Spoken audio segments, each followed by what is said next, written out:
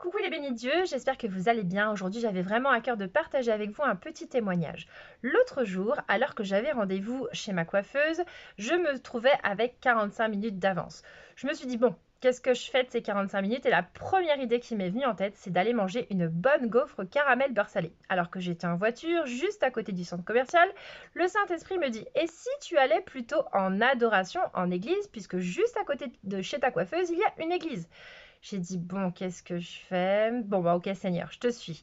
Je vais en adoration et à ce moment-là, je vais quand même profiter d'un petit goûter à la boulangerie parce que je pourrais peut-être pas tenir jusqu'à ce soir. Et arrivé finalement à mon stationnement, je rencontre 300 abris. L'une d'entre elles était vraiment très mal. Et petit à petit, on a commencé à discuter et elle s'est confiée. En fait, elle était sous l'addiction de l'alcool, comme nombreux sans-abri malheureusement. Elle souffrait vraiment de cela, elle en parlait librement et elle disait qu'elle était très aimée, très soutenue de ses enfants, qu'elle avait déjà combattu l'alcoolisme il y a quelques années et qu'elle avait réussi à tenir pendant 5 ans sans boire de l'alcool, mais qu'elle avait replongé et qu'elle n'arrivait absolument pas à s'en défaire, qu'elle savait que c'était néfaste pour sa santé. Elle avait envie d'être aidée médicalement. Et du coup, voyant sa tristesse, son chagrin, je lui ai proposé la prière. Elle a accepté. Les deux autres sans-abri ont également prié avec nous. Et ça a vraiment été un temps fort.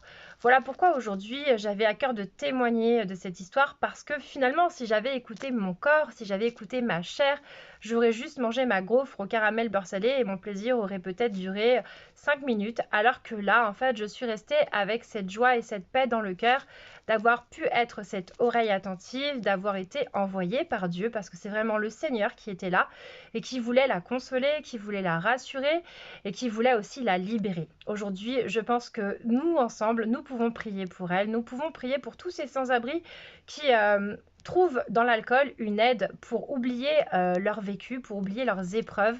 Seigneur, aujourd'hui, on te confie et bien plus particulièrement Sandrine et nous te demandons, Seigneur, de venir la libérer, de venir la restaurer, de venir la guérir de tous ces troubles.